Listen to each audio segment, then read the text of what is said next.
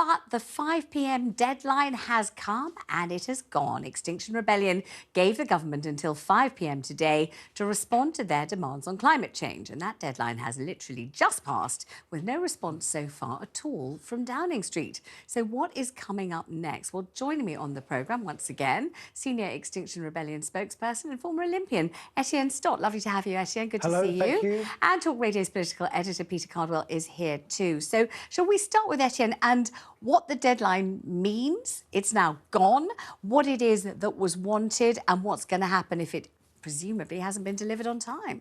Well, so our demands were for a rapid and fair transition away from the fossil fuel era, something that the United Nations and International Energy Agency think is a very sensible thing to do.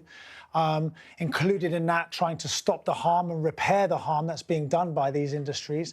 And we also want the voice of ordinary people in citizens' assemblies to tackle the multiple crises that are kind of ailing our society right now. I think Peter's got a response to the idea that we need a voice of ordinary people in special citizens' meetings. I mean, we have Parliament, of course, that is democratically elected and so on. I just wondered why you feel a citizens' assembly is needed, and surely election to that would have to be democratic as well. Yeah, well, that's the interesting thing. So the process that we have in this country, the political process that we have, is unfit, manifestly unfit for purpose at the moment.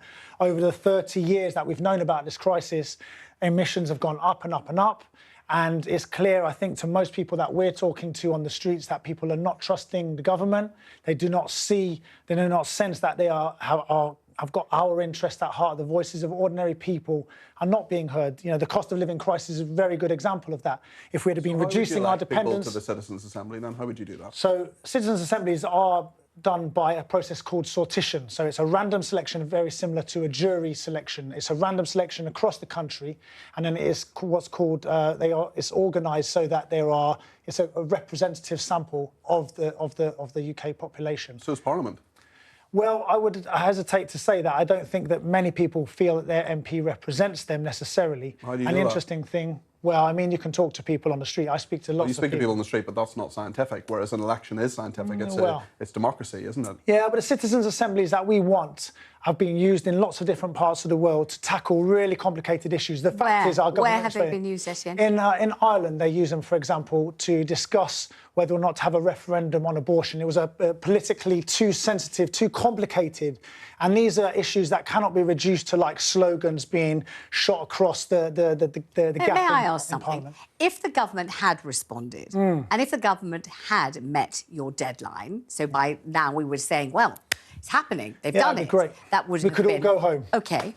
So had the government said, OK, yes, everything you've asked for, we will deliver, can you just give us the list, or at least an approximation of the list of what it was they would have had to agree to, A, and B, how they'd have done it by 5 o'clock today? What would they have done if they'd said, yes, sure, OK?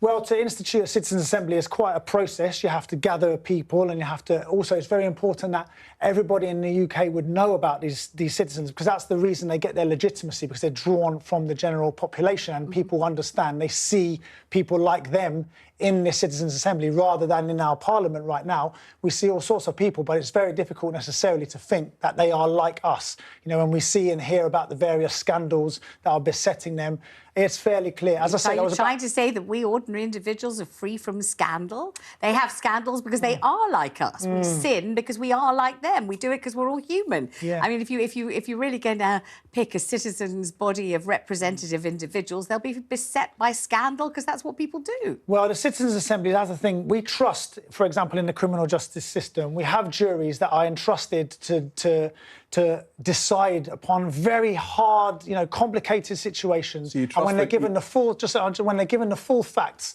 you know, not just, again, these slogans, this short, and they're not fighting against each other, it's bringing people together to work together. This is a very kind of old form of democracy, and we put our trust in ordinary people. We're not saying we want particular solutions. And let me also just bring something. You said about Extinction Rebellion's demand. This was a demand made by over 200 organisations, all pointing towards the same thing, all believing from their various angles that they want an end to the fossil fuel era. So if the government said, sure, we'll do whatever you say, A, there would would have been citizens' assemblies. It would have been quite a time-consuming procedure to get it all sorted. But what about the fossil fuel situation? What were you asking for by 5 o'clock this afternoon? Well, an end to new fossil fuel licensing and projects, because one of the things... How would that be brought about? Well, it would have to be done by government regulation, but I think that the point is our citizens' assemblies would take on this task and work out how it's to be done and ask the government to do it with the legitimacy of the population, and our MPs would hold them to account. The thing is that we know the United Nations has said that expanding fossil fuels at this time in history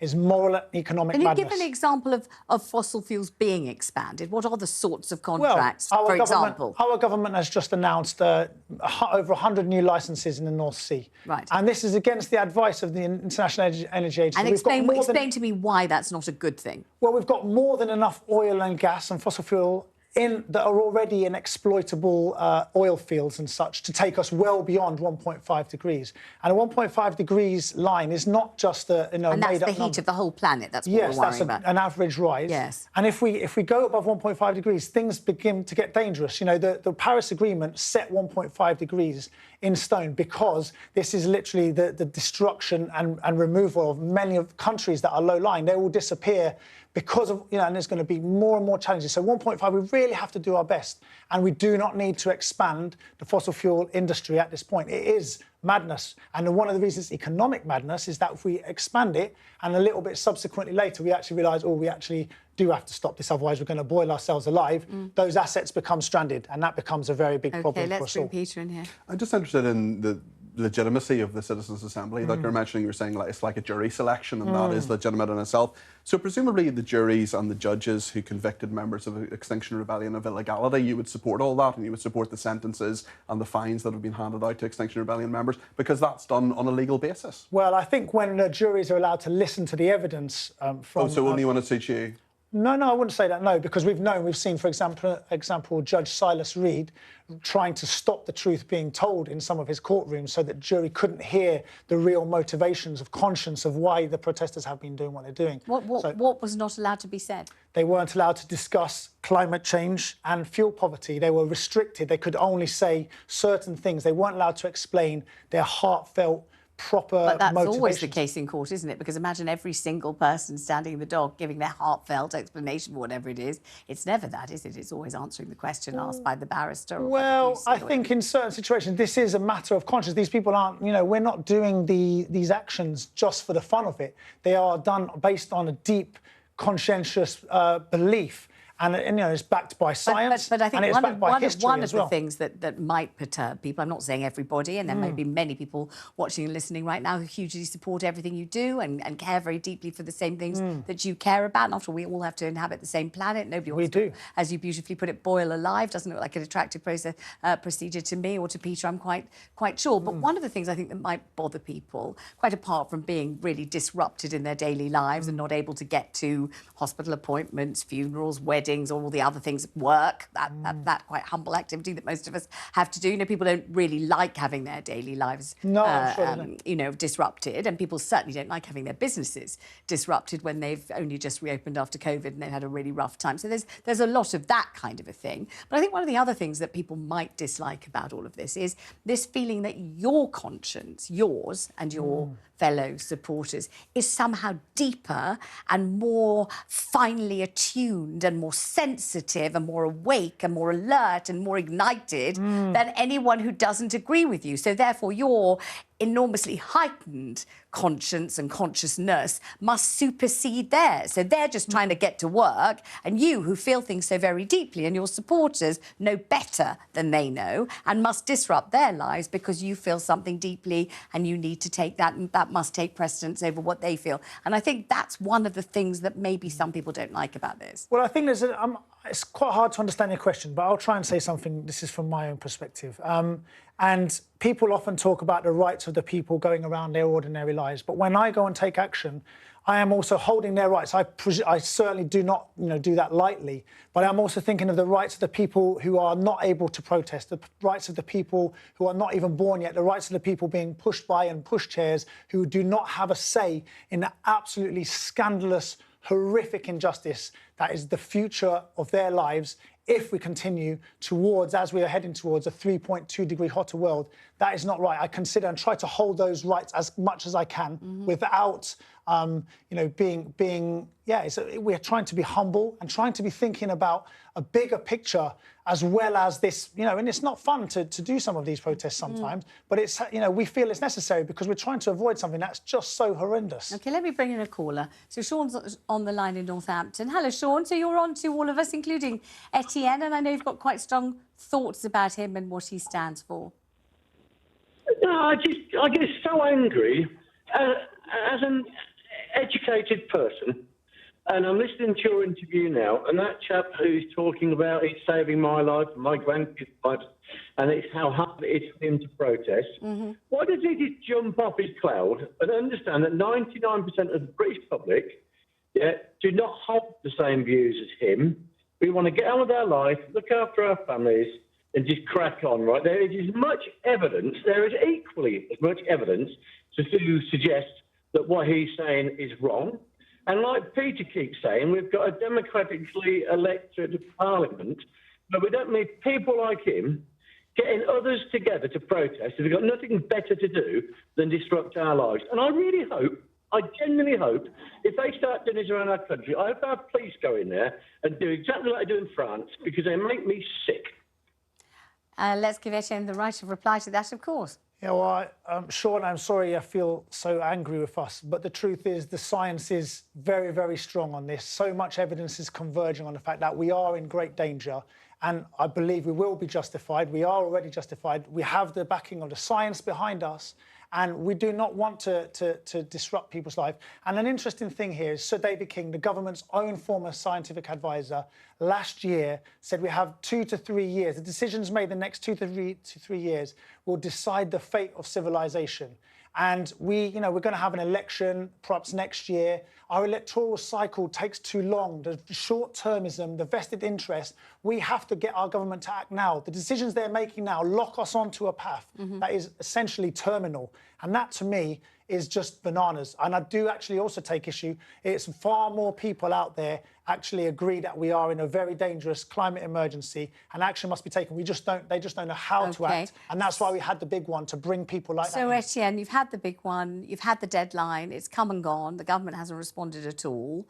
What's going to happen? Now, give us some kind of overview of the sorts of protests and things that are going to happen next. Well, we've been been working together, we've been building these alliances, and today we were discussing 3 kind of pathways.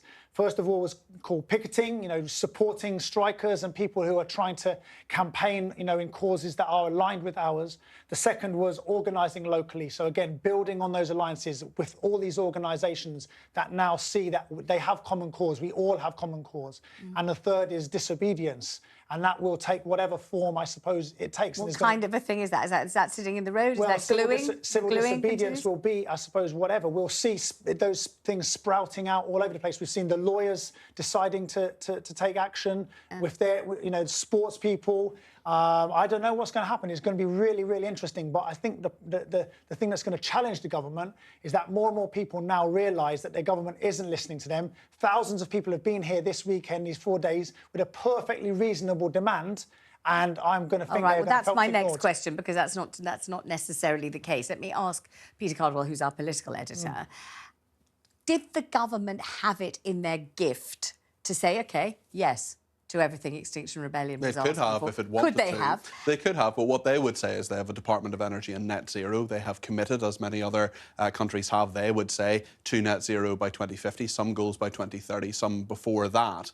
And certainly, it's interesting from Extinction Rebellion's point of view, because they are certainly not seen by many people anyway as an organisation which is as extreme, certainly as Just Stop Oil and others as well. And I think that it's interesting in terms of what Etienne is saying about the action becoming more direct, because the government, I think, sees an organisation which, yes, it disagrees with in many respects, but it can perhaps do a bit of business with. So I'd be interested in terms of some of the things that they're talking about, because Just Stop Oil, for example, is seen within government circles as totally beyond the pale in terms of what they're doing. We saw the protest at the World Snooker Championships. Yes. We've seen soup going over priceless artefacts. That's not what Extinction Rebellion has been doing recently in the last year or two. So I think that they are seen as less extreme.